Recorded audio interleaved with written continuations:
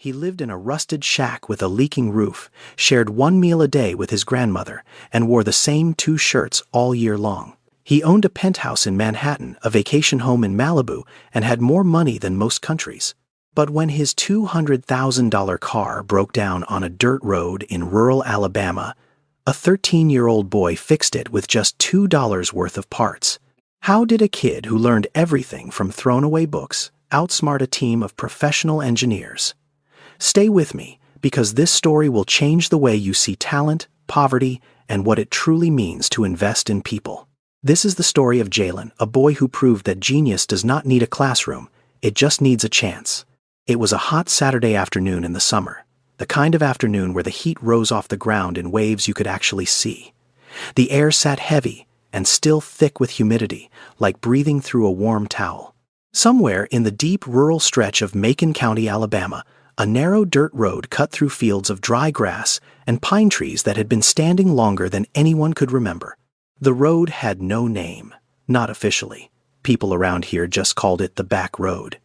It ran about 4 miles from the county highway down to a small cluster of homes that most maps had forgotten about. The town, if you could even call it a town, was called Tillman. Population? Maybe 200. Maybe less. Nobody had counted in a long time.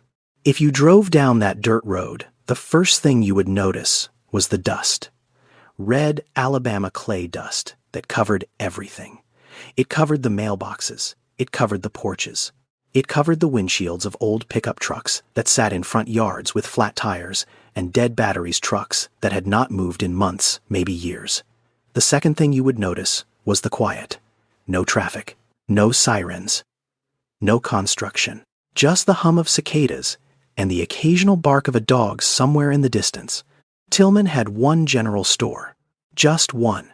It was a small wooden building with a tin roof and a Coca-Cola sign out front that had faded so badly you could barely read it. Inside the shelves were half empty. The owner, an old man everybody called Mr. Hank, kept the place running more out of stubbornness than profit. He sold canned beans, white bread, bags of rice, and cheap cigarettes. If you needed anything else, you drove 45 minutes to the nearest Walmart. If you had a car that worked, there used to be more here. 10 years ago, there was a small textile factory on the edge of town that employed almost half the people in Tillman. It paid minimum wage, but it was steady work. Then the factory closed, moved overseas. Just like that. The jobs disappeared overnight. The younger folks packed up and left, headed to Birmingham, Atlanta, anywhere that had work. The ones who stayed behind were mostly the elderly and the children. Grandparents raising grandchildren because the parents had gone looking for something better and never came back. The nearest school was 22 miles away. The bus came every morning at 6:15, rain or shine, and brought the kids back by 4 in the afternoon.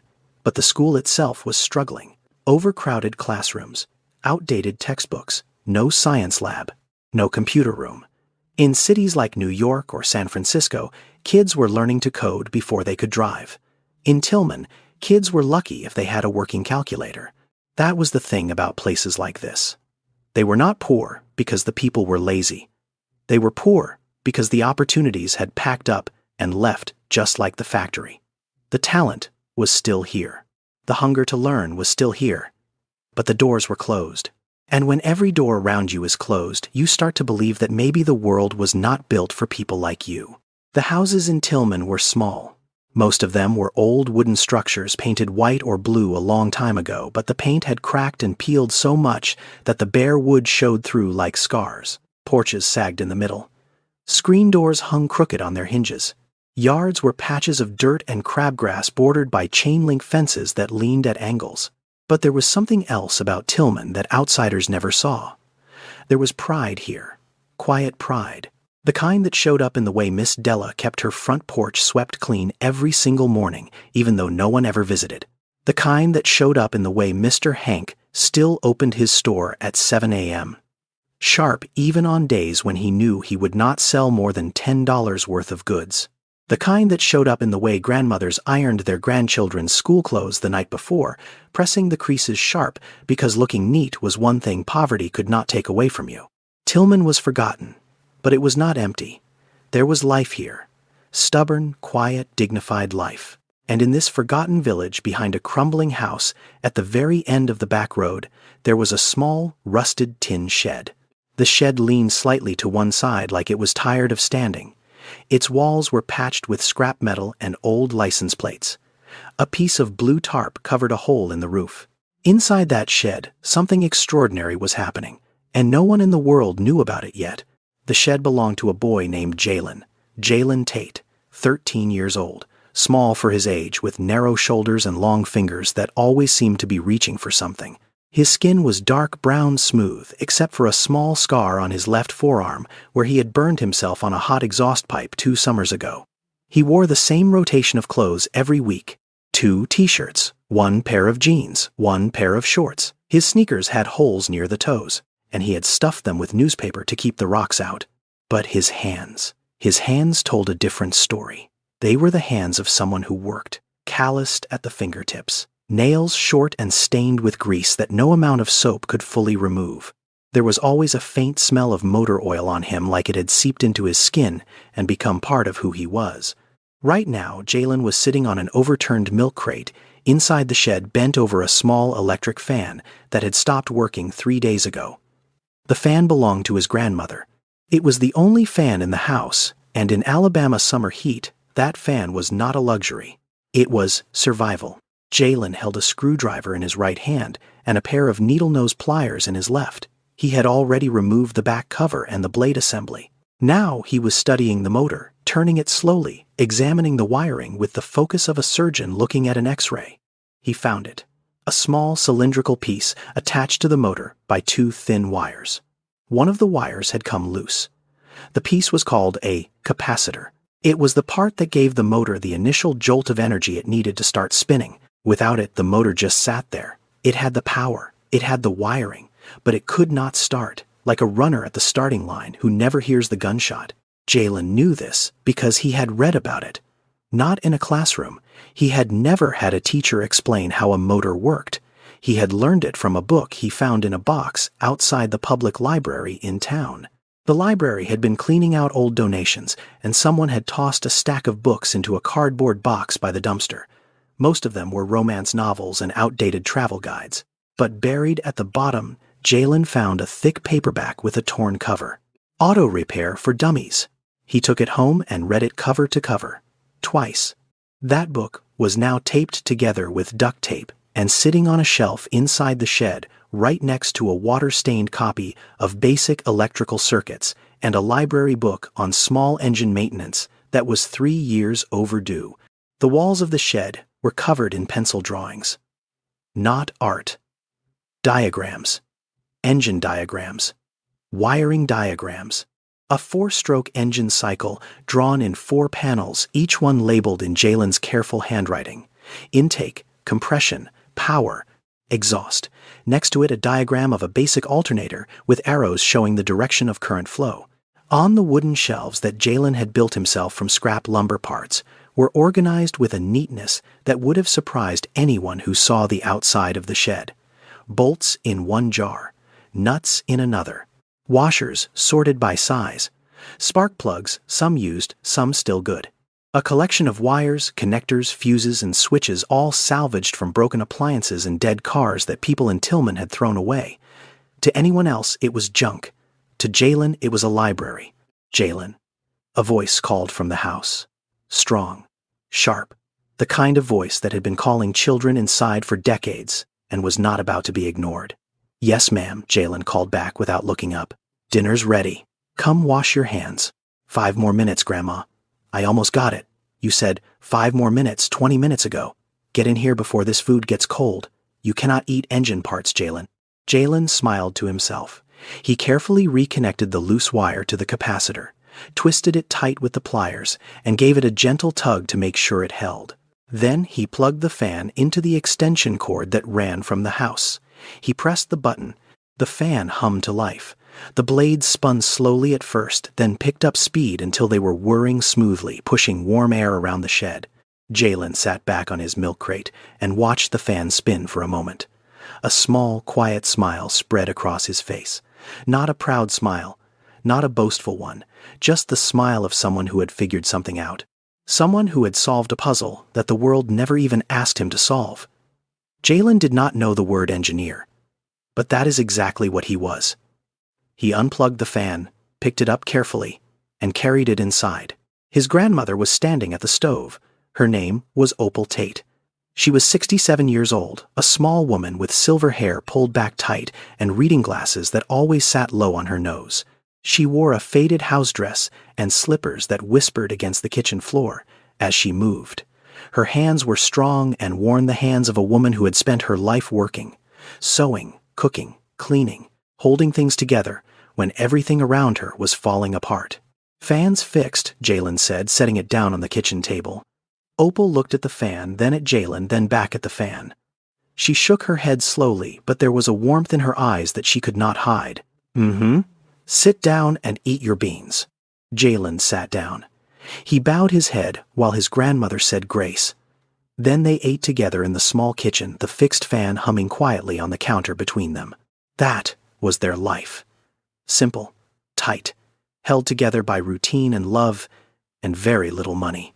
But Jalen was happy in that shed, happier than he was anywhere else in the world. Because in that shed, he was not the quiet kid with the second-hand clothes. He was not the boy without parents. He was not poor. In that shed, he was someone who could make broken things work again. And in a world that had given him so little that felt like everything. Now, miles away from Tillman on a smooth 4-lane highway just outside Birmingham, a very different world was moving at 70 miles per hour. Inside a black Mercedes AMG GLE, the air conditioning hummed at exactly 68 degrees. Soft jazz played through 12 speakers. The leather seats were cool and firm. The dashboard glowed with blue light, and a small screen showed a map with a blue line stretching from a rural area south of Montgomery all the way to the Birmingham Shuttlesworth International Airport. Behind the wheel sat a man named Wendell Hayes, 45 years old, broad-shouldered, clean-shaven. His skin was deep brown, and his hair was cut close and neat with just the first touches of gray at the temples. He wore a white dress shirt that cost $400. The collar unbuttoned the sleeves, still crisp even after a long day. On his left wrist, a Patek Philippe watch caught the afternoon light every time he moved his hand. Wendell's right hand rested on the steering wheel. His left hand tapped against his thigh in a slow, restless rhythm. Not to the music, to something else. Something in his mind that would not settle. His phone sat in the center console, and a voicemail was playing through the car speakers. "Mr. Hayes, this is Denise, just confirming your board meeting Monday at 9 a.m. The Osaka team wants to move the call to Tuesday. Also, the Alabama site visit report is ready for your review. Have a safe flight, sir." Wendell reached over and tapped the phone to stop the message. He had already listened to it twice. He did not need to hear it a third time. Wendell Hayes was the founder and CEO of Hayes Technologies, a clean energy company based in New York City. The company designed and built solar panel systems for commercial buildings, government facilities, and more recently, rural communities. In 15 years, Wendell had grown it from a 2-person startup in a Brooklyn apartment into a billion-dollar enterprise with offices in 4 countries. Forbes had written about him. CNN had interviewed him. He had shaken hands with senators and sat across the table from foreign ministers. He was successful. By every measure, the world used Wendell Hayes had made it. But there was something people did not know about Wendell, something he rarely talked about and never put in interviews. He had grown up poor. Not uncomfortable poor, not tight-budget poor, real poor, Southside Chicago poor. The kind of poor where dinner was sometimes a sleeve of saltine crackers and a glass of water. The kind of poor where your winter coat came from a church donation bin and you hoped it fit. Wendell had clawed his way out. Scholarships, night classes, 70-hour work weeks. He had built everything he had with his own hands and his own mind. And somewhere along the way he had left that world so far behind that he could barely remember what it felt like. Today, Wendell was driving back from a site visit in rural Alabama. His company was exploring locations for a new solar installation project, a pilot program to bring affordable energy to underserved communities. He had spent the morning walking a plot of land near Macon County, talking to local officials, reviewing soil reports. It was the kind of work he used to do himself in the early days. Lately, he sent teams to do it. But something had pulled him down here personally. Maybe curiosity. Maybe restlessness. He was not sure. Now he was heading to the airport for a 7 p.m. flight back to New York. His GPS had suggested a shortcut through the back roads to save 20 minutes.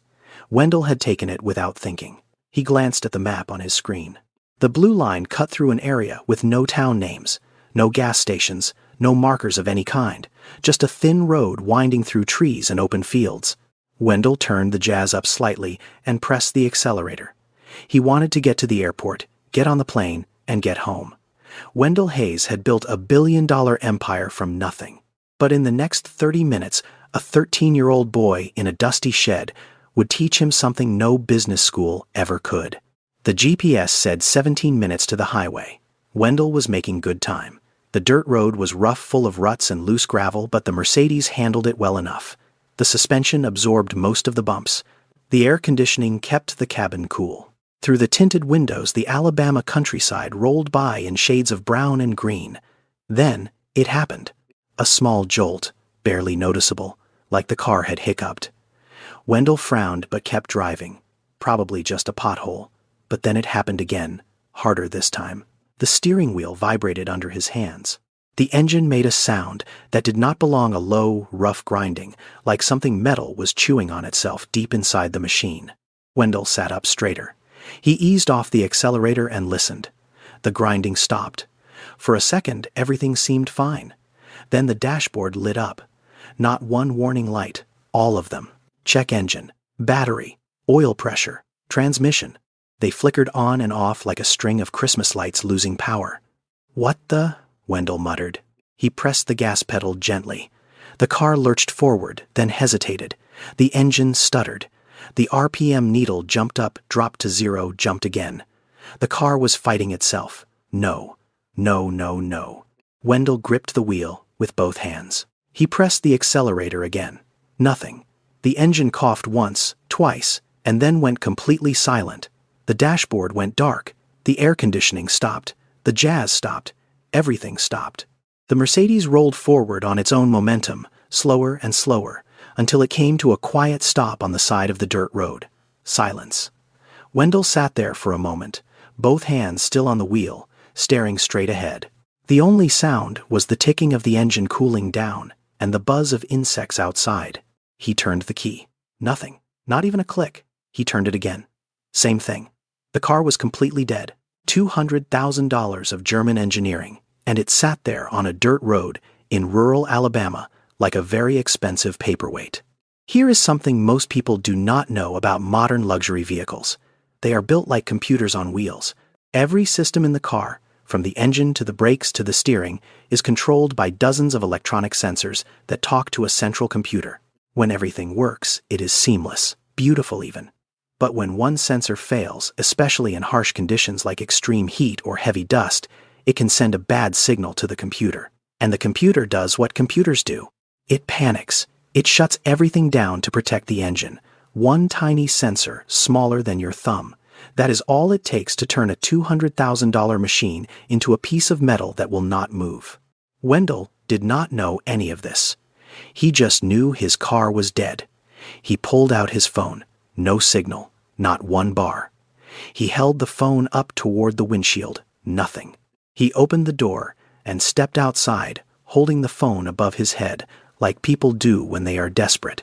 Still, nothing. He tried calling roadside assistance. Call failed. He tried his assistant, Denise. Call failed.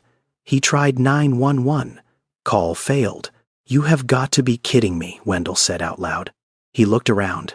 The road stretched in both directions, empty and still. No houses, no power lines, no other cars, just red dirt, dry grass, and pine trees standing like silent witnesses. The sun was directly overhead now, and the heat was brutal. The kind of heat that sits on your shoulders and pushes down. Within 2 minutes of standing outside, Wendell felt sweat sliding down his back, soaking through his $400 shirt. He walked to the front of the car and popped the hood. The engine stared back at him, a maze of metal, plastic covers, wires, and hoses. He had no idea what he was looking at. He reached in and touched a hose. It was hot. He pulled his hand back. He poked at a few wires. Nothing happened. He stared at the engine for a long time, as if staring hard enough might reveal the problem. It did not. Wendell Hayes had built a company worth $3 billion. He had negotiated contracts with some of the most powerful people on the planet. He had stood on stages in front of thousands and spoken without a single note. But standing in front of this engine on this empty road in this heat, he felt something he had not felt in a very long time: helpless. He loosened his collar. Then he pulled off his watch and dropped it into his pocket. Then he rolled his sleeves up past his elbows. The layers of wealth were coming off one piece at a time, and underneath was just a man, standing in the sun, stuck. 20 minutes passed. Then 30. Then 40. Wendell leaned against the side of the car, arms crossed, jaw tight. His shirt was damp with sweat. His shoes were covered in red dust. His phone sat on the roof of the car, useless. He had checked it every 2 minutes for the past half hour. Still no signal.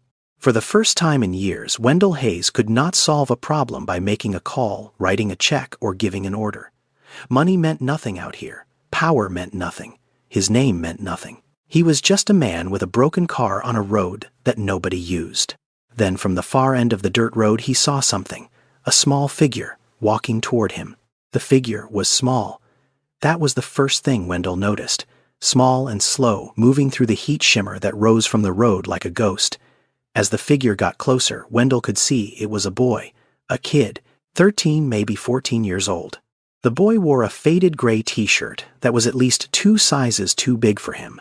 His jeans were old, the knees worn thin and pale. On his feet were a pair of rubber slides, the kind you could buy at a dollar store, worn down flat on the soles.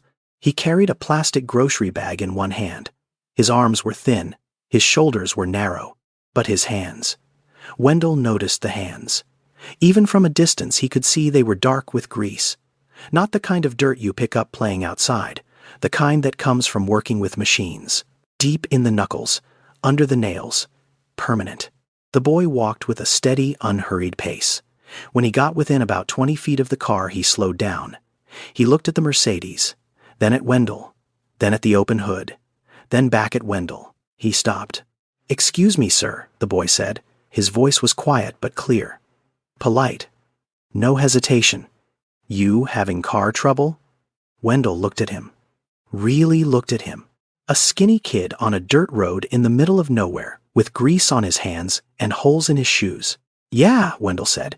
"Engine died. You know anyone around here who fixes cars?" The boy nodded slowly.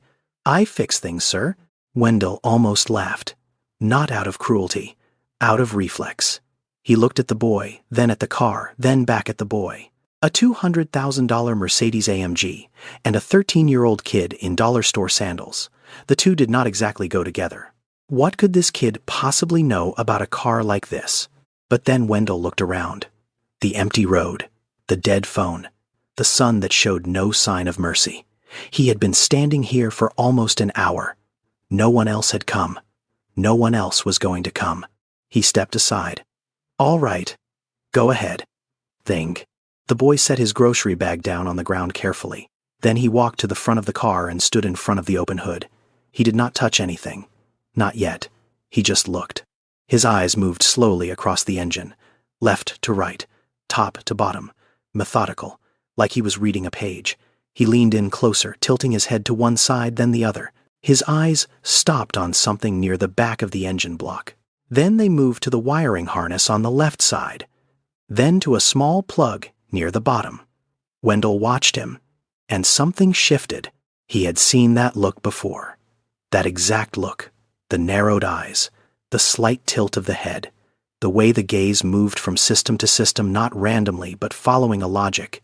He had seen it in boardrooms, in research labs, in the eyes of the most brilliant engineers his company had ever hired, men and women with PhDs and decades of experience.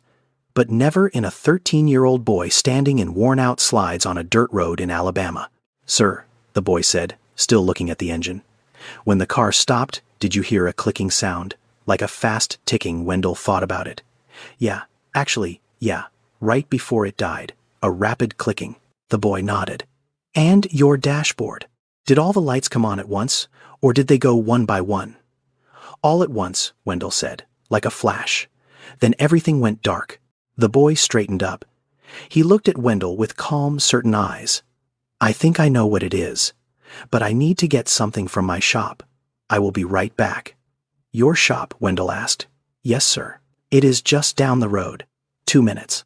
Before Wendell could respond, the boy turned and jogged back the way he had come. His slide slapped against the dirt road as he ran. He disappeared around a bend in the road. Wendell stood there alone again. He crossed his arms and waited. Part of him felt foolish. He was a billionaire standing on a dirt road, putting his hope in a kid who had just jogged off in flip-flops. But another part of him, a quieter part, was curious. The way that boy had looked at the engine, the questions he had asked. Those were not random questions. Those were diagnostic questions, the kind a trained technician would ask.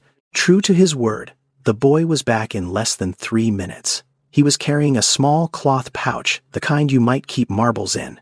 He was slightly out of breath, but already focused. He set the pouch on the edge of the car frame and opened it. Inside were a few simple things: a small wire brush, a piece of fine grit sandpaper, a short length of copper wire, and a small electrical connector, clearly handmade, soldered together from salvaged parts. The whole collection could not have been worth more than $2. Sir, the boy said, I am going to check your crankshaft position sensor. It is right here near the bottom of the engine block. He pointed to a small device tucked behind a bundle of wires. Your crankshaft position sensor is what tells the car's computer when to fire the spark plugs, the boy explained, as he carefully moved the wiring aside to get a better look. Think of it like this. The engine is an orchestra. All the parts are the instruments. But the sensor is the conductor. Without the conductor, nobody knows when to play. So everything just stops. He reached in and gently pulled the electrical connector attached to the sensor. It came apart easily. Too easily. He held it up so Wendell could see. The metal contacts inside were coated in a thin layer of reddish-brown residue, corrosion. Dust and moisture from the dirt road had gotten inside the connector and built up a layer of grime so thin you could barely see it. But it was enough to block the signal. Enough to make the car's computer think the sensor was dead. Enough to shut the entire engine down. See this, the boy said, holding the connector between his small, grease-stained fingers. The connection is not broken. It is just dirty. But your car does not know the difference. All it knows is the signal stopped. He took the wire brush from his pouch and gently cleaned the contacts. Then he used the sandpaper to polish them until the metal shone. But he was not done. He traced the wire coming from the sensor with his fingers, following it along the engine block. About 6 inches down, he stopped. He had found something else. Here, he said quietly, the signal wire has a small break in the insulation. See, right here. The copper inside is not cut, but the exposed part has been touching the engine block. That is creating a short. Even if the connector was clean, this would still cause problems. He cut out the damaged section of wire with a small pocket knife, stripped both ends, and spliced in his own copper wire, wrapping the connection tight. Then he covered it with a piece of electrical tape from his pouch. He reconnected the sensor with his handmade connector, pressed it firmly into place, and gave it a gentle tug to make sure it held. The whole thing took 8 minutes. The boy stepped back from the engine and wiped his hands on his jeans. Try starting it now, sir. Wendell looked at him. He looked at the engine. He looked at the small cloth pouch with its $2 worth of parts. Then he walked to the driver's seat and sat down. He turned the key. The engine roared to life. Smooth, clean, strong. Like nothing had ever been wrong. The dashboard lit up normally. The air conditioning kicked on. The jazz came back through the speakers. Wendell sat there for a moment, both hands on the wheel, staring straight ahead. Then he stepped out of the car and looked at the boy. Then at the engine.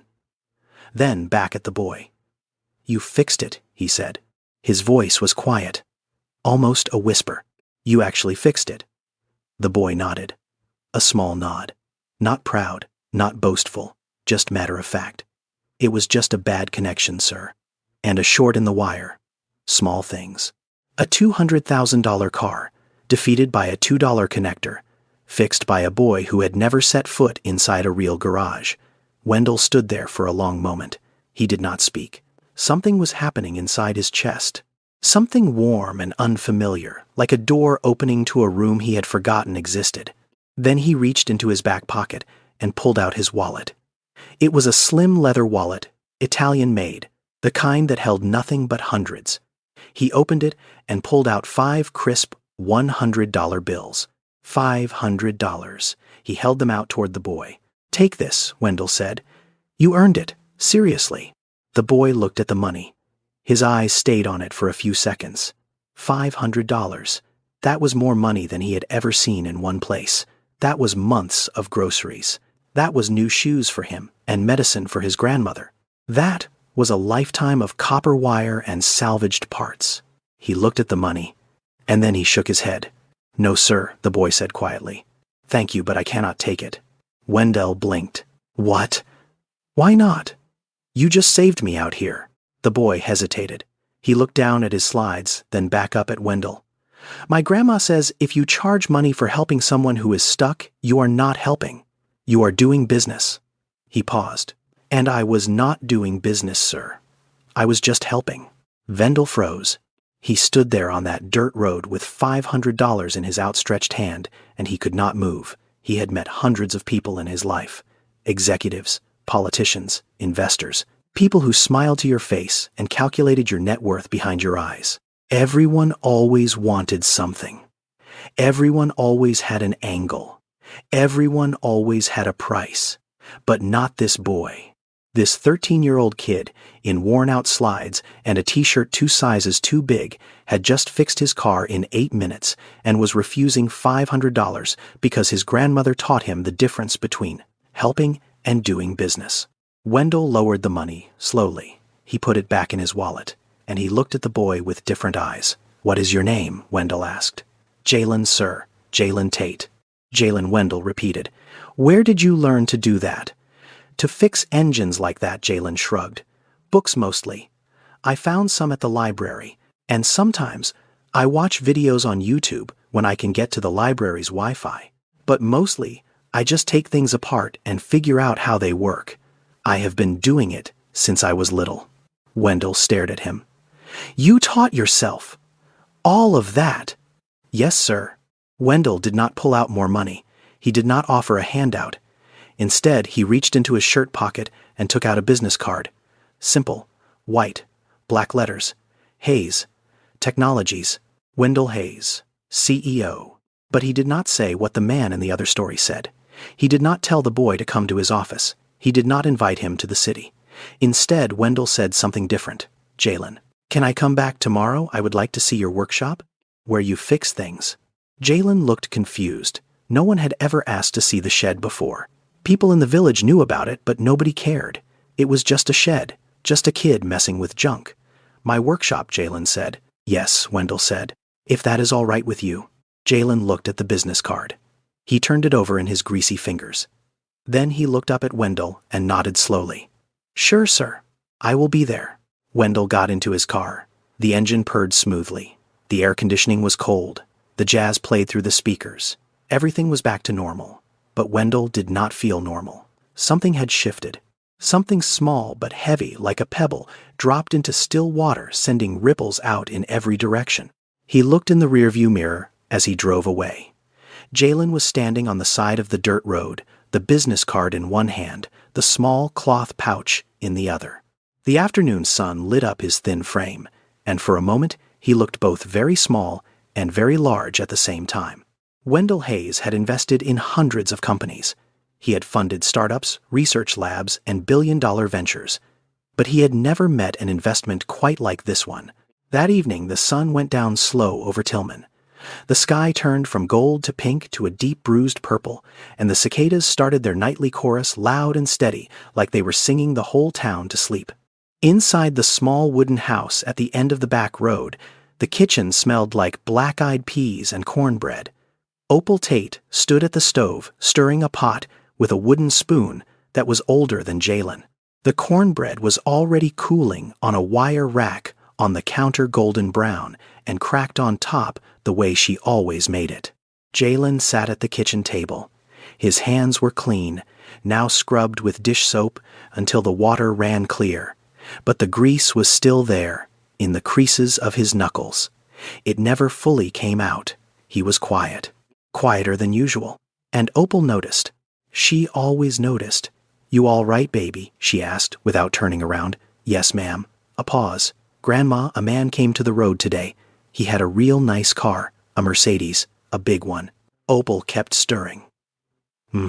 His car broke down. I fixed it for him." Now she turned around. "You fixed a Mercedes?" "Yes, ma'am. It was just a bad sensor connection and a short in the wire. Took me about 8 minutes." Opal looked at him for a long moment. Then she shook her head and turned back to the stove. "Lord have mercy. He tried to give me money, Grandma. $500. Opal's hand stopped stirring. $500. That was more than she made in a month sewing hems and patching clothes for the neighbors. She could feel the weight of that number pressing against her chest. "Did you take it?" she asked carefully. "No, ma'am. I told him what you always say, about helping and doing business." Opal was quiet for a moment. Then she let out a slow breath. "Good boy." They sat down and ate together. The peas were warm and salty. The cornbread was soft in the middle and crunchy at the edges. Jalen ate 2 helpings. He was always hungry these days, growing. After a while, Jalen said he gave me his card. He said he wants to come back tomorrow and see my shed. Opal set her spoon down. She looked at her grandson across the table, and something shifted in her eyes.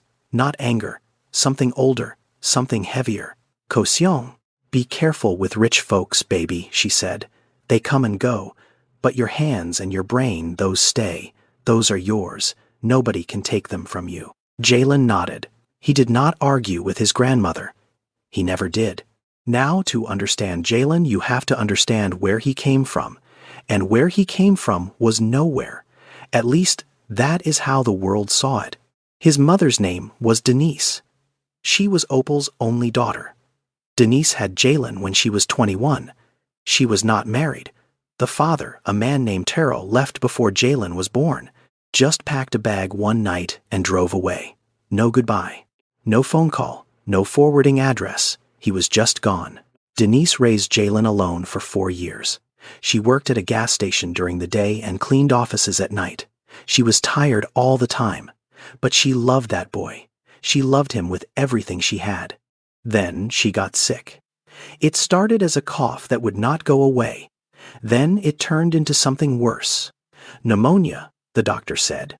Denise did not have health insurance. She could not afford the medicine.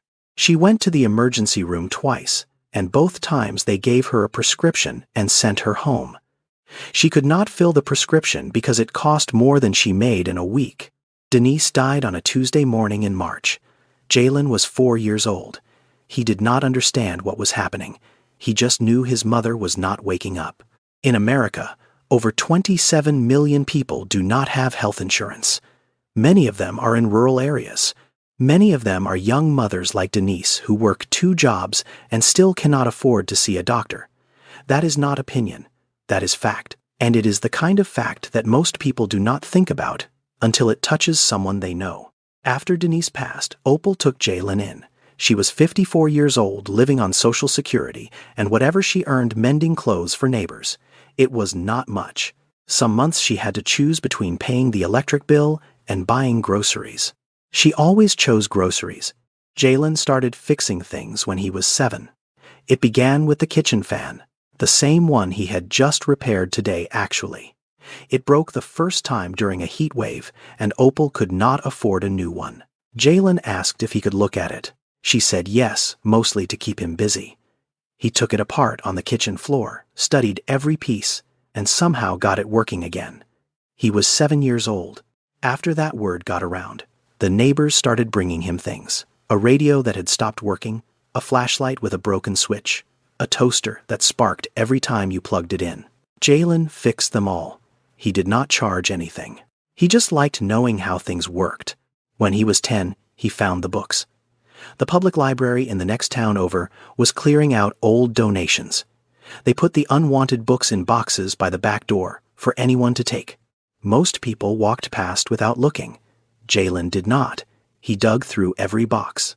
At the very bottom, underneath romance novels and travel guides, nobody wanted. he found a thick paperback called Auto Repair for Dummies. Next to it, a water-stained copy of Basic Electrical Circuits. He carried those books 3 miles home. He read them cover to cover. Then he read them again and again. He did not have a teacher to explain the parts he did not understand, so he did what he always did. He figured it out himself. He took apart a broken lawnmower engine that Mr. Hank had thrown away and studied every single piece.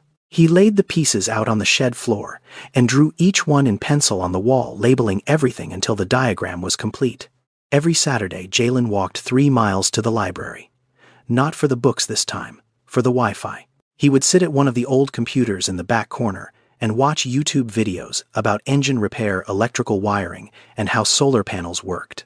He wrote notes on scraps of paper and brought them home. The librarian, a kind woman named Mrs. Patterson, let him stay past closing time sometimes. She never asked why a 13-year-old was watching videos about alternators and voltage regulators. She just let him learn. In America, there are over 7 million children growing up in rural poverty. Many of them will never see the inside of a science lab, never meet an engineer, never hold a textbook that is not falling apart. But that does not mean they do not have the mind for it. It just means no one is looking.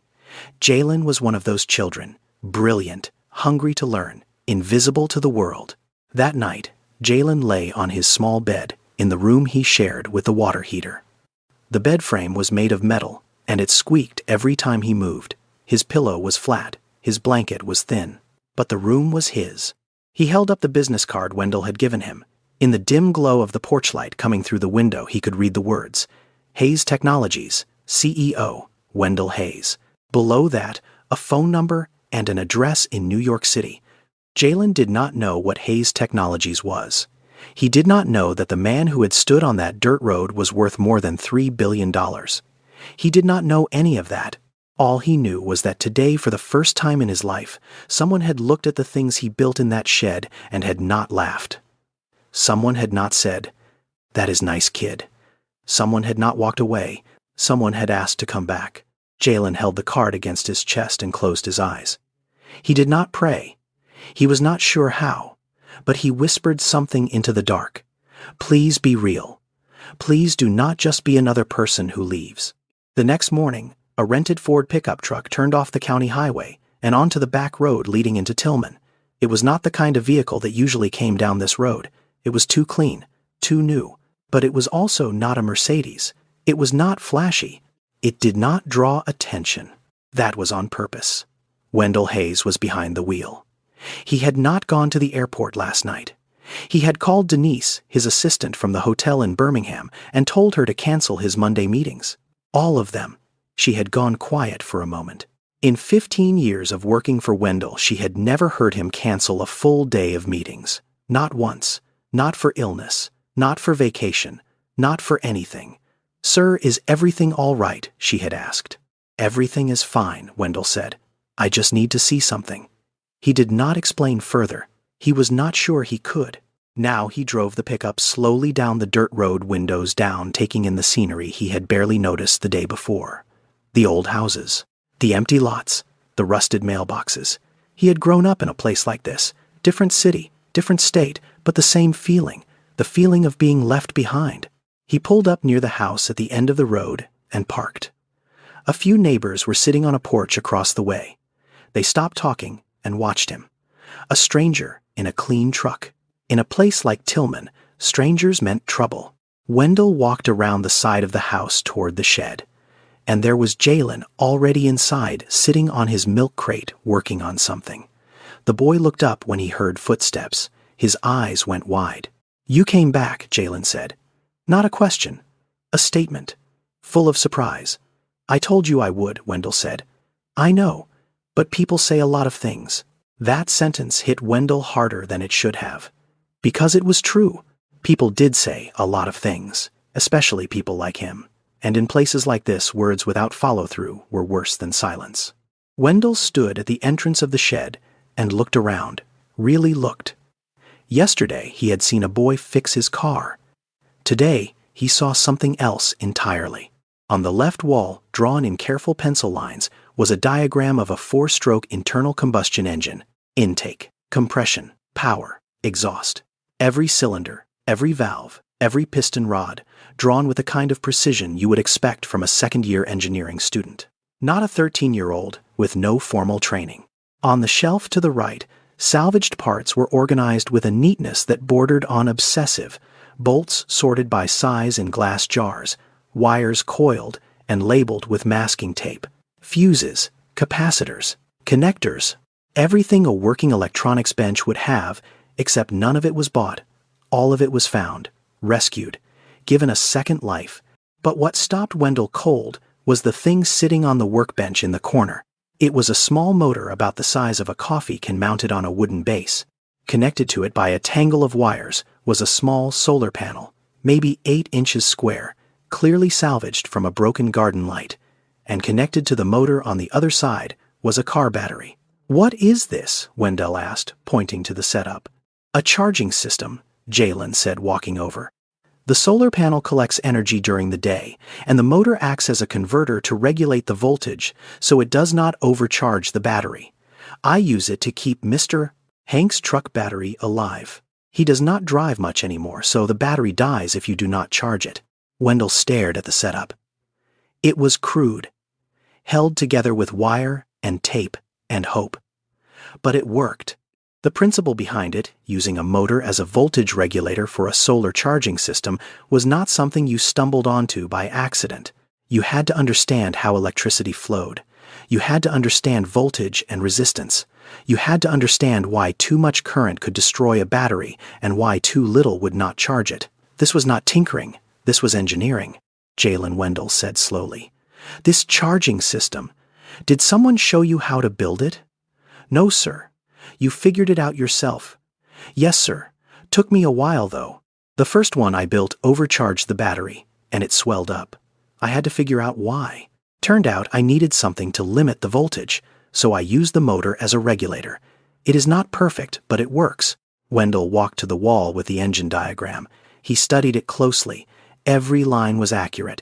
Every label was correct. He pointed to a section near the bottom, this part here. The crankshaft and the connecting rods. "Where did you learn how they fit together?"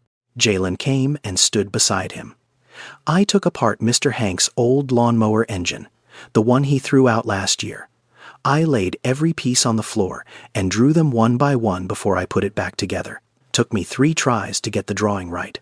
In the world of engineering, there is a concept called first principles thinking. It means you do not just memorize how something works, you break it down to its most basic parts and understand why it works. It is the difference between a mechanic who replaces parts and an engineer who designs systems. Most people with PhDs struggle to think this way. Jalen did it naturally, without knowing it had a name. Without knowing, it was rare. Wendell turned from the wall and looked at Jalen. The boy stood there in his faded t-shirt and worn jeans, grease on his fingers, holes in his shoes. He looked like any other kid in Tillman, but he was not any other kid. "You know what you are," Jalen Wendell said quietly. Jalen shook his head. "You are an engineer, a real one." Jalen blinked. He did not know what to say. Nobody had ever called him anything like that before. In school, he was the quiet kid who sat in the back. In the village, he was just the boy who fixed things. Nobody had ever looked at what he did and given it a name. "I am just a kid who likes taking stuff apart," Sir Jalen said. "No," Wendell said. "You are much more than that." Something warm flickered behind Jalen's eyes. He looked down at his shoes. Then he looked back up. And, for just a moment, the smallest, most careful smile crossed his face. The smile of someone who had just been told for the first time that the thing he loved doing actually mattered. But outside that shed, the village was watching. By the time Wendell drove away that afternoon, the talk had already started. It moved from porch to porch, house to house, the way news always moved in small towns. Quiet at first, then louder. "Did you see that man come back? The one with the clean truck? He was in that boy's shed again, for over 2 hours. What does a city man want with a kid like Jalen? Nothing good. I can tell you that." People in Tillman had seen this before. Not exactly this, but close enough. Outsiders who came with smiles and promises. Church groups who showed up for a weekend took pictures with the children and never came back. Politicians who drove through during election season and forgot the town existed the day after votes were counted. A nonprofit that once promised to build a community center collected donations and disappeared. In places like Tillman, hope was the most dangerous currency, because when it was given and then taken away, it left a wound deeper than poverty ever could. That is the thing about broken promises. They do not just disappoint people. They teach people not to trust. And once that lesson is learned, it is almost impossible to unlearn. Mr. Clyde Robinson lived 2 houses down from Opal. He was 73 years old, a retired handyman with bad knees and strong opinions. He had known Opal for over 40 years.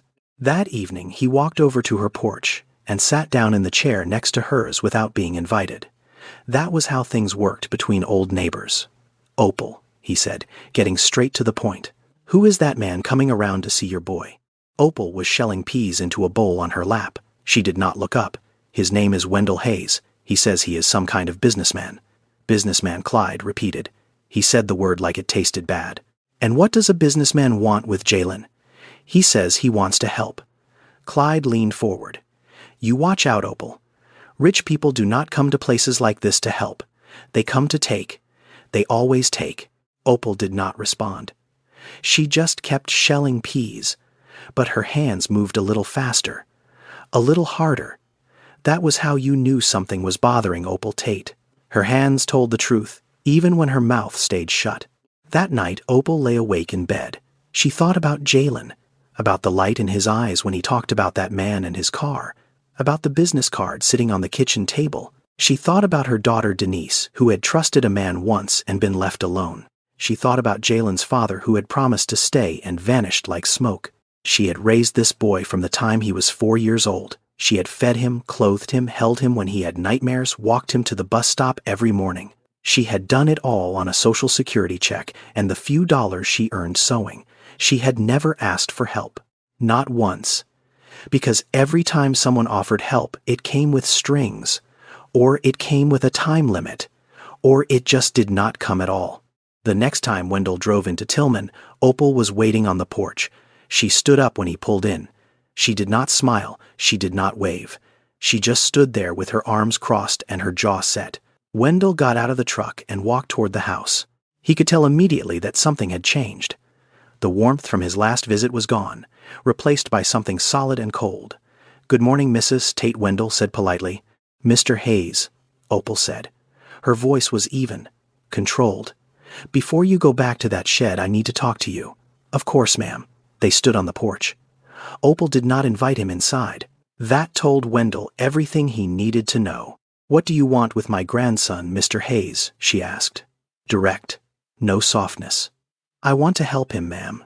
He has a remarkable gift." "People have said that to me before," Opal said. Her eyes did not blink. "About his mother. About his father." Help never stayed long. Wendell opened his mouth to respond, but Opal was not finished. "I have watched people come into this town with their big smiles and their big words. I have watched them make promises to children who believed every word, and I have watched those same children sit on these porches waiting for someone who never came back." Her voice did not waver. "I will not let that happen to Jalen. Not again. Not while I am still breathing." Wendell stood very still. He did not interrupt. He did not defend himself. He just listened, because he understood something in that moment. Something important. In Opal's world, a rich man saying, "I want to help," was not a comfort. It was a threat. It meant hope.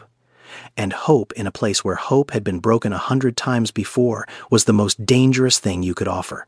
Mrs. Tate, Wendell said carefully, "I hear you, and you are right to protect him. You do not know me. You have no reason to trust me." He paused. "I grew up on the south side of Chicago. My mother raised me alone. We did not have much. I know what it feels like to have someone promise something and then disappear.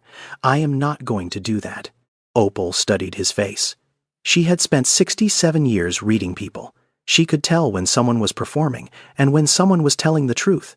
This man's eyes did not flinch, but she did not soften. "Not yet. Words are easy, mister. "Hayes," she said. "Time is what tells the truth." Wendell nodded. "Then give me time, ma'am. That is all I am asking." Opal looked at him for a long, silent moment. Then she uncrossed her arms. She did not smile. But she did not send him away either. "Jalen is in the shed," she said, and then she turned and walked inside. Wendell stood on the porch alone. He took a slow breath. He had closed deals worth hundreds of millions of dollars. He had negotiated with boards of directors and heads of state. But that conversation with a 67-year-old woman on a creaking porch in rural Alabama was the hardest negotiation he had ever faced. Because Opal was not protecting money. She was not protecting a company. She was protecting the only thing she had left in this world. And Wendell knew, standing there in the afternoon heat, that if he was going to help Jalen, he would have to earn Opal's trust first. Not buy it. Not charm it. Earn it. And trust in a place like Tillman was not given. It was built. Slowly. Quietly. One kept promise at a time. 2 weeks after Wendell's last visit, the water stopped. It happened on a Wednesday, the hottest Wednesday in July. The kind of day where the air itself felt like it was cooking, where the ground cracked under your feet and even the dogs hid in the shade and refused to move. Tillman had one well. One single well that served the entire community. It was drilled 30 years ago by a county program that no longer existed, and it ran on an electric pump housed in a small concrete shed behind the church. That pump pulled water up from deep underground and pushed it through a network of old pipes to every house in the village. When it worked, you did not think about it. You turned on the tap and water came out. Simple. But when it stopped working, everything stopped. Miss Della turned on her kitchen faucet that morning and nothing came out. Not a trickle, not a drop, just a dry cough of air and then silence. She walked next door and asked her neighbor. Same thing. No water. Within an hour, everyone in Tillman knew. The pump was dead. Mr. Hank drove out to the pump shed and opened the door. The machine sat there, humming faintly, shaking slightly but producing nothing. He pressed the reset button on the side. Nothing happened. He pressed it again. Still nothing. He did not know what else to do. Someone called the nearest pump repair company. They were in Montgomery, 2 hours away. The man on the phone said he could come out on Friday. 2 days, and the repair would cost $1,500, minimum, plus parts. $1,500. In Tillman, that was a fortune. Mr. Hank passed a hat around, and after going to every house in the village, he collected $211. That was everything. Every spare dollar the community had. No water meant no cooking. No bathing. No flushing toilets. No watering the small vegetable gardens that half the town depended on for food. In this heat, it meant danger, especially for the elderly, especially for the children. Now here is something most people in cities do not think about. In rural America, millions of people depend on private wells and community pump systems for their water. When those systems fail, there is no backup. There is no city water department to call. There is no fire hydrant on the corner. You either fix it yourself or you wait. And waiting in 100-degree heat with no water is not just uncomfortable, it is dangerous. That afternoon, Jalen walked down to the pump shed. A small group of neighbors had gathered outside, standing in the shade of the church, talking in worried voices. He listened for a while. Then he spoke up. "I can take a look at it," Jalen said. A few people turned to look at him. One woman, Mrs. Banks, shook her head. "Baby, this is not a fan or a radio. This is the water pump." "A kid," another man said. "Fixing the water pump, we need a real repairman." But Mr. Clyde, who was leaning against the church wall with his arms crossed, looked at Jalen for a long moment. The same Clyde who had warned Opal about rich people. The same Clyde who had doubted everything. "Let the boy try," Clyde said quietly. "What have we got to lose?" Nobody argued. Because the truth was, they had nothing to lose. The pump was already broken. The repairman was 2 days away. And they did not have the money to pay him anyway. Jalen walked into the pump shed. It was small and hot inside. The pump motor sat on a concrete platform connected to pipes that disappeared into the ground. He knelt beside it and listened. The motor was running.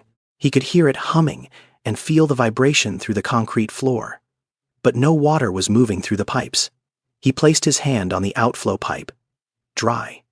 No pressure. He checked the pressure gauge mounted on the wall. The needle sat at 0. He thought about it. The motor was running, which meant power was fine. But no water was moving, which meant either the pump was not pulling or something was blocking the flow. Now, a water pump works on a simple principle. A motor spins a mechanism that creates pressure, and that pressure pushes water up from underground and through the pipes. There is a part called the pressure switch that tells the pump when to turn on and off based on how much pressure is in the system. And there is a part called the diaphragm, a flexible rubber disc inside the pump that actually creates the suction. Think of it like breathing. The diaphragm expands and contracts, pulling water in and pushing it out. If the diaphragm tears, the pump breathes but moves nothing. Like lungs with a hole in them. Jalen opened the access panel on the side of the pump. He checked the pressure switch first. It was stuck. The contact points inside were corroded, fused together from years of moisture and heat. The switch was telling the motor to run, but it was not regulating the pressure properly. He cleaned the contacts with his pocket knife, scraping away the buildup until the metal was shiny again. Then he checked the diaphragm. There it was. A tear. Not a big one, about the size of a quarter, but enough to kill the pump's ability to create suction. The rubber had dried out and cracked from years of use and Alabama heat. Jalen did not have a replacement diaphragm. That part would cost $80 even if he could find one, but he had something else. He ran back to his shed and came back with a piece of thick rubber cut from an old tire inner tube, a pair of scissors, and some steel wire. He cut the rubber to match the shape of the original diaphragm. He trimmed it carefully, checking the fit twice. Then he used the steel wire to secure it in place, making sure the seal was tight. It was not a factory part. It was not perfect, but it would hold. He reassembled the pump. He reset the pressure switch. Then he stepped back and pressed the power button. The motor hummed. The pump shook slightly. For a few seconds, nothing happened. Just the sound of the machine working. Then a deep gurgling sound came from the pipes, like something waking up underground. The pressure gauge needle started to climb. 5 pounds. 10. 15. 20. Water. Someone outside shouted. The tap is running. The water is on. People came out of their houses. Miss Della stood at her kitchen window laughing. Mr. Hank turned on the spigot behind his store, and water poured out clear and cold. Children ran through the spray screaming and laughing. Opal was standing near the church. She had not said a word the entire time Jalen was working. She just stood there with her hands clasped in front of her, watching. When the water came on and the people started cheering, she pressed her hand over her mouth and closed her eyes. A tear slid down her cheek. Then another. Mr. Clyde walked up to Jalen, who was standing in the doorway of the pump shed, wiping his hands on his jeans.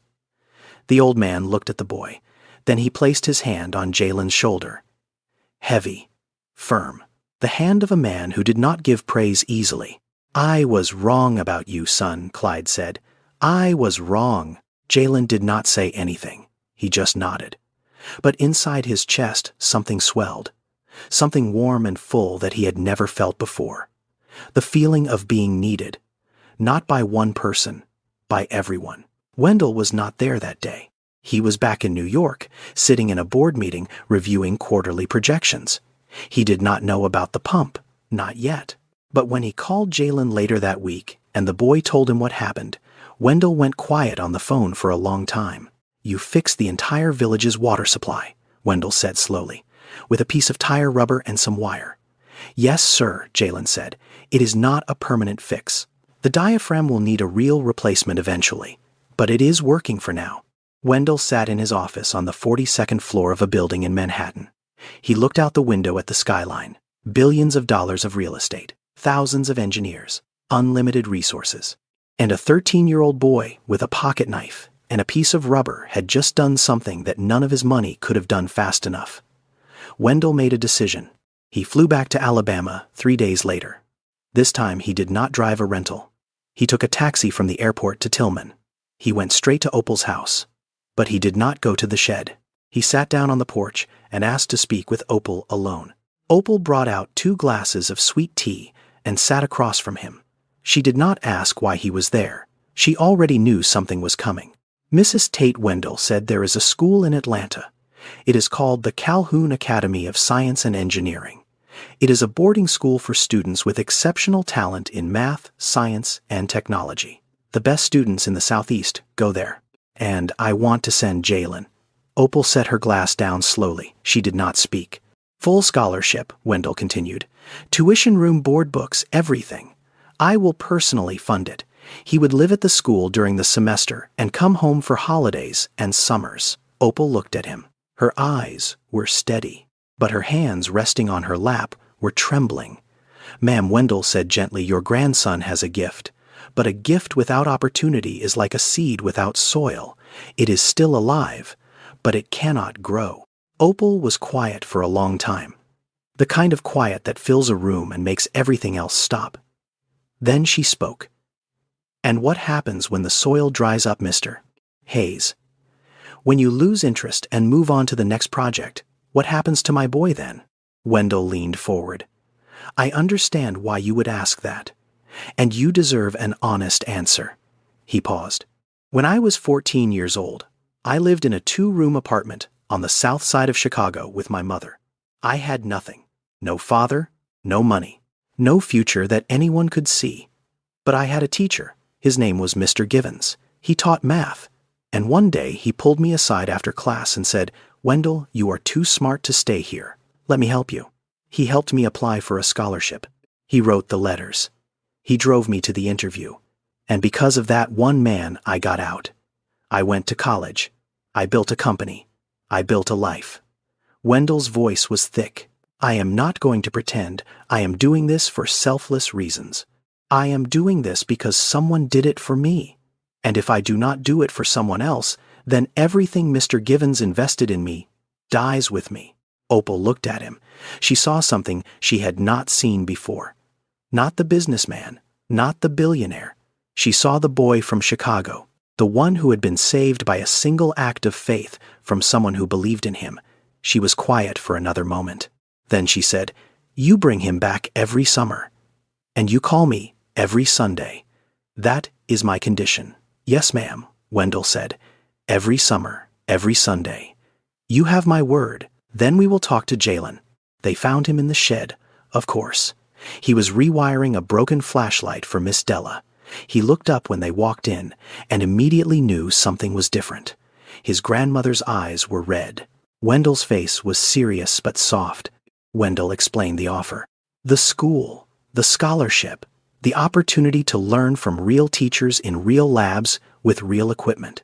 Everything Jalen had taught himself from books and YouTube, he could now learn properly, formally, deeply. Jalen listened. He did not interrupt. When Wendell finished, the boy was quiet for a long time. What about Grandma? Jalen said. His voice was small. Who takes care of her when I am gone? I will arrange for someone from the community to check on her, Wendell said. And I will make sure she has everything she needs. That is not the same, Jalen said. His eyes were wet.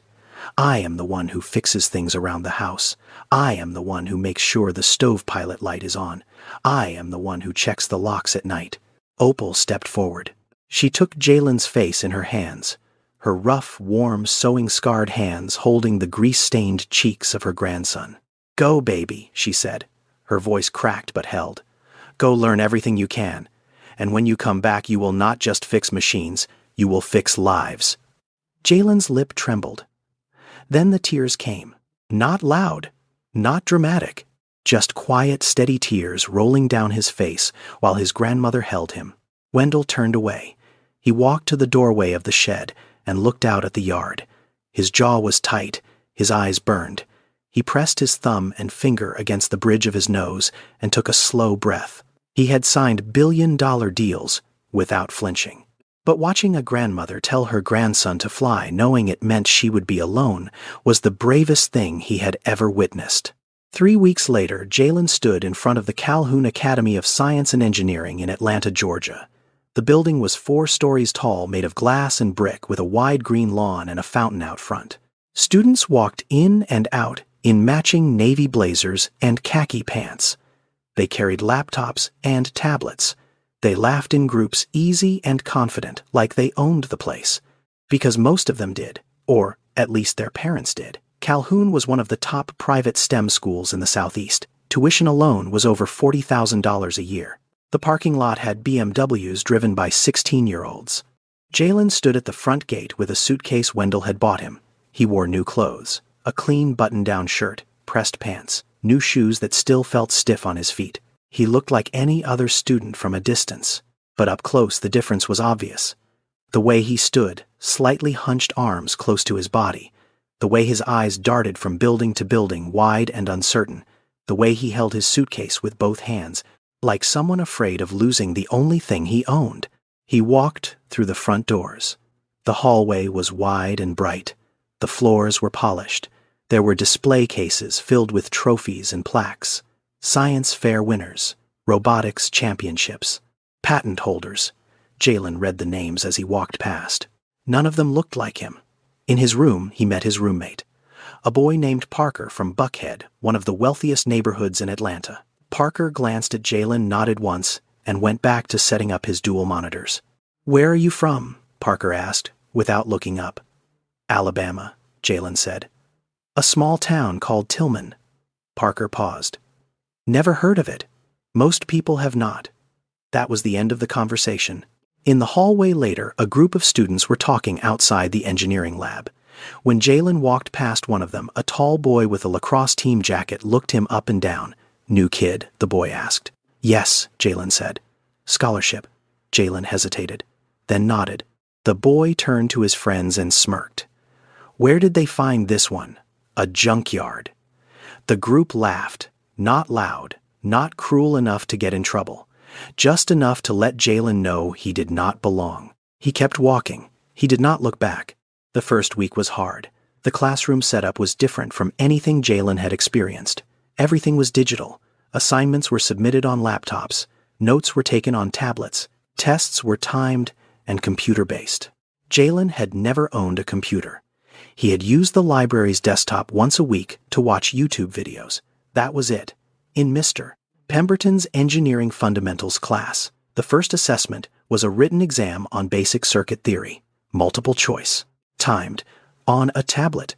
Jalen knew the material. He knew it cold. He could have drawn every circuit from memory on the shed wall, but the tablet was slow in his hands. He second-guessed the touchscreen. He accidentally submitted a section too early. He ran out of time on the last 3 questions. His score came back, 72 out of 100. Average, unremarkable. Parker scored 94. So did most of the other students. Jalen saw a few of them glance at his score and look away. One girl whispered something to her friend. They both laughed quietly. Here is the truth about the American education system that most people do not talk about. It is designed to measure one kind of intelligence, the kind that shows up on screens and standardized tests, the kind that fits neatly into multiple choice bubbles and timed assessments. But there is another kind of intelligence, the kind that lives in your hands, the kind that figures out how a broken engine works by taking it apart 3 times. The kind that builds a solar charging system from a junked garden light. That kind of intelligence does not have a test, and because it does not have a test, it often gets overlooked.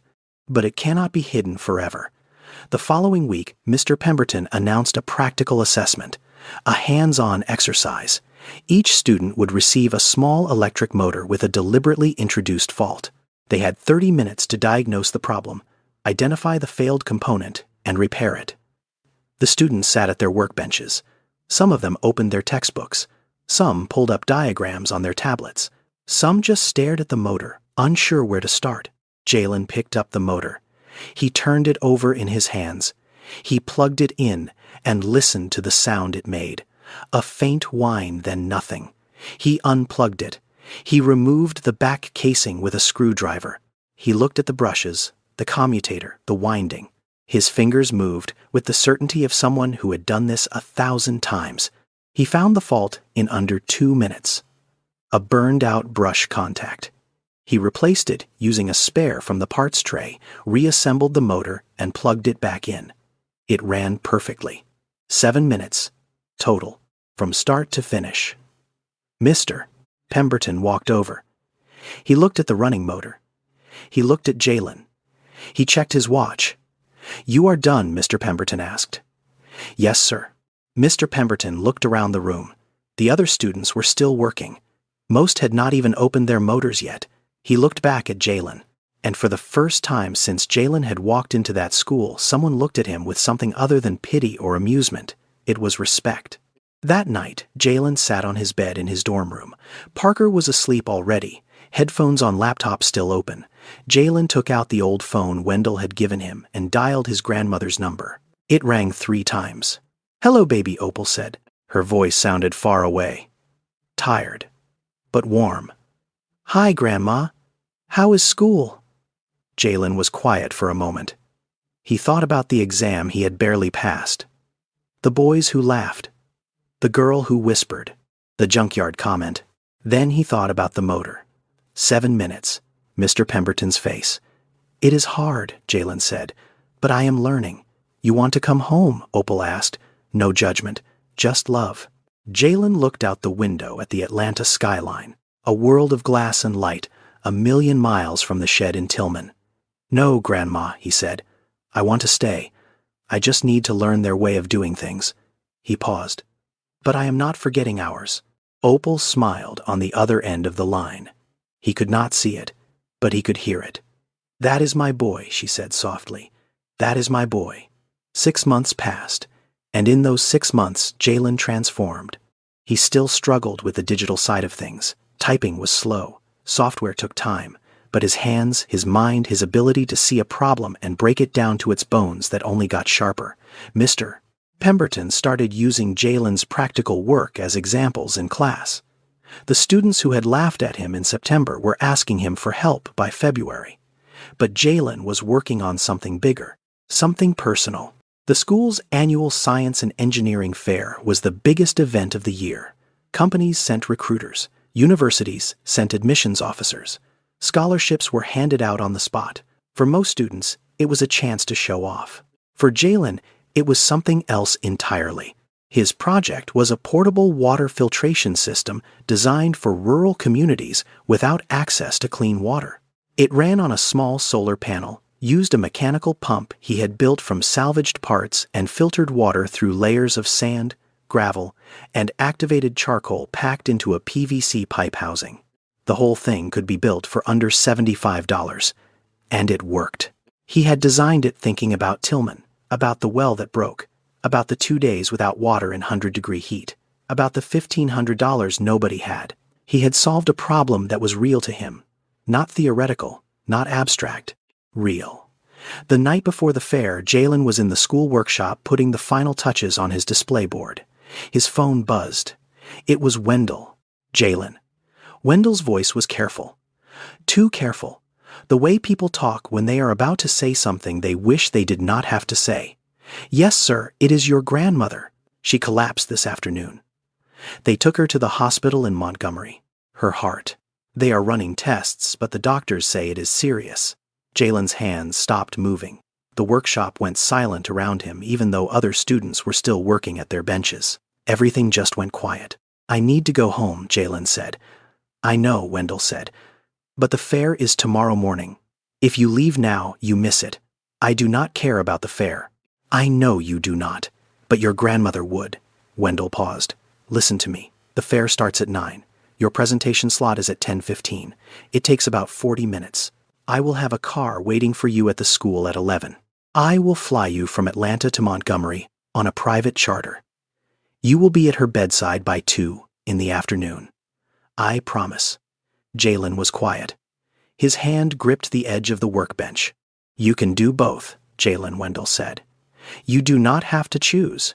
The next morning, Jalen stood in front of the judges in the school gymnasium. His display was simple.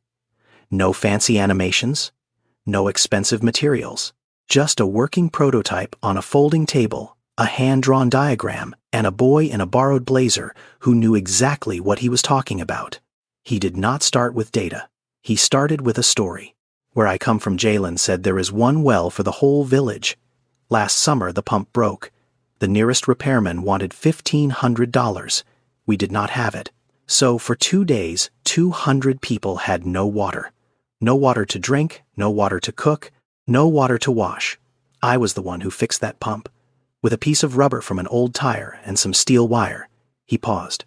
"That is when I decided I wanted to build something so that no community would ever have to go through that again." He explained the system, how the solar panel powered the pump, how the filtration layers worked, how the whole thing could be assembled by anyone with basic tools. He showed the cost breakdown. $73.40. He showed the water quality test results. Clean, every time. The gymnasium was quiet when he finished. Not the awkward quiet of confusion. The quiet of people who had just heard something that mattered. Then one of the judges stood up. Then another. Then the whole panel. They clapped. Jalen did not win because he had the fanciest slides or the biggest words. He won because he had solved a real problem that he had lived through. And everyone in that room could feel it. By 11:15, Jalen was in a car heading to the airport. By 1:45, he was walking through the doors of the hospital in Montgomery. By 2 o'clock, he was sitting beside his grandmother's bed holding her hand.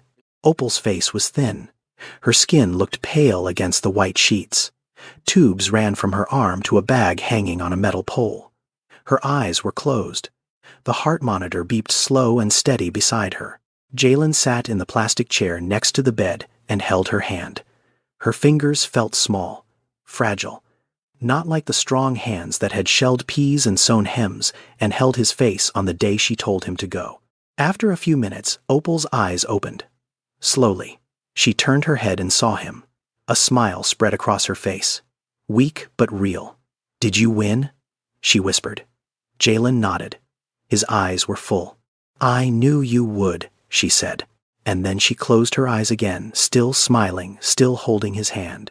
9 years later, on a warm May afternoon, Jalen Tate walked across the stage at Georgia Institute of Technology and received his degree in mechanical engineering. He was 22 years old. In the audience, 2 people sat together in the front row, Wendell Hayes in a Navy suit clapping with both hands above his head, and beside him in a wheelchair with a blanket over her knees, Opal Tate. 76 years old, frail, tired, but there. She had told the doctors she was going to that graduation if they had to carry her there on a stretcher. They did not argue. When Jalen walked off the stage with his diploma, he went straight to his grandmother. He knelt beside her wheelchair and placed the diploma in her lap. "This is yours, Grandma," he said, "every page of it." Opal held the diploma with trembling hands. She could not read the words through her tears. She just held it against her chest and nodded. After graduation, Jalen received offers from 3 major engineering firms. Good salaries, big cities, corner offices. He turned them all down. Instead, he went home, back to Tillman, back to the dirt road, back to the shed. But the shed was different now. With funding from Wendell and prize money from the science fair and 2 grants Jalen had written himself, the old rusted tin shed had been rebuilt. Expanded. Equipped. It had workbenches, tool sets, a small computer lab, and a library of engineering books. A sign hung above the door, painted in clean black letters on a white board. The shed. Free vocational training for rural youth. Jalen ran it himself. 3 days a week he taught classes. Basic mechanics, electrical wiring, solar energy, water systems. Kids came from Tillman and from the surrounding towns. Some walked. Some got rides from their grandparents. They came in with dirty hands and curious eyes, the same way Jalen had once sat on a milk crate in that same spot taking apart a broken fan. One afternoon, about a year after the shed opened, a small boy appeared at the door. He was maybe 8 or 9 years old. His clothes were patched and dusty. His shoes were too big for his feet. His fingers were stained with something dark. Mud, maybe. Or grease. He stood at the doorway and looked inside with wide eyes. He looked at the tools, the workbenches, the diagrams on the walls. "Excuse me, sir," the boy said. His voice was quiet but clear. "Can you teach me how to fix things?" Jalen looked at the boy, and for a moment he was not standing in the shed anymore. He was standing on a dirt road in the summer heat, 13 years old, holding a cloth pouch with $2 worth of parts, looking up at a man in an expensive shirt who had just asked to see his workshop. Jalen smiled. "Come on in," he said. "Let me show you something." From the doorway, Wendell Hayes watched. He had driven down from New York for the week. He stood leaning against the doorframe with his arms crossed, and he watched Jalen guide the boy to a workbench and put a screwdriver in his hand. Wendell thought about that afternoon 9 years ago. The dirt road, the dead engine, the boy with the grease-stained fingers who had fixed his car and refused $500. He thought about Opal on the porch with her arms crossed. He thought about the pump that saved the village. He thought about the science fair, the hospital room, the graduation. He had invested in hundreds of companies in his career. Startups, factories, research labs, deals worth millions, deals worth billions. But the best investment he ever made cost him nothing. It just required him to stop his car, step out into the heat, and listen to a boy that the rest of the world had overlooked. Later that evening, Jalen and Wendell sat on the porch of the old house. Opal was inside resting. The sun was going down slow the way it always did in Tillman, painting the sky in shades of gold and pink. "Any regrets?" Wendell asked. Jalen was quiet for a moment. He looked out at the yard, at the shed, at the dirt road that stretched out into the fading light. "Just one," Jalen said softly. "I wish my mom could see this." Wendell placed his hand on Jalen's shoulder. Firm, steady. The hand of someone who had become more than a mentor, more than a sponsor, something closer to family. "She can," Wendell said quietly. "She can." They sat there in the warm evening air as the last light faded from the sky, two people from different worlds who had found each other on a broken road. And in the silence, the cicadas began to sing. Sometimes the smallest acts create the biggest changes. Jalen did not fix Wendell's car that day expecting anything in return. He did it because his grandmother had taught him that helping someone who is stuck is not a transaction. It is just the right thing to do. And in that one act, in those 8 minutes on a dirt road with $2 worth of parts, he planted a seed that would grow into something neither of them could have imagined. Talent is everywhere, but opportunity is not. The next great engineer, the next great inventor, the next person who could change the world might be sitting right now in a shed, a garage, a back room, or a village that no one visits, waiting, not for money, not for charity, just for someone to stop, look, and listen. The $2 that fixed Wendell's car did not change his life. It was the boy behind the $2. It was Jalen's mind, his heart, his refusal to accept that poverty meant he had nothing to offer. Never judge a person's value by their circumstances, because the person the world overlooks today might be the one who saves it tomorrow. Now, I want to be honest with you. This story is fictional. Jalen and Wendell are not real people. I made them up. But the situation they are in is very real. Right now, as you are listening to this, there are millions of children in rural America, in Africa, in Southeast Asia, in South America, who have the talent to change the world. They have the brains, they have the hunger, they have the hands. But no one is looking. No one is stopping. No one is listening. I created this story because I believe in one simple thing. Every child deserves a chance. Not every child will get one. But if this story makes even one person look twice at a kid that others have written off, if it makes one teacher stay after class, one stranger offer a ride to the library, one business owner open a door instead of closing it, then it was worth telling. That is why I make these videos. Not because the stories are real, but because the message behind them is.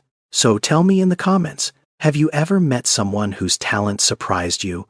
Someone the world had overlooked? Someone who fixed something, built something, knew something that they had no business knowing? I would love to hear your stories, the real ones.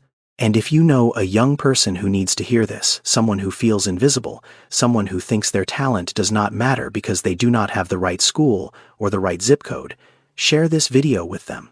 Sometimes a story is all it takes to remind someone that they matter. If you are new here, please subscribe to this channel and turn on the notification bell. There is another powerful story coming very soon, and I do not want you to miss it. And remember this: the biggest investments are not made with money. They are made with attention, with time, with the simple decision to stop, look, and listen. God bless you all, and may you always have the eyes to see the genius that others miss.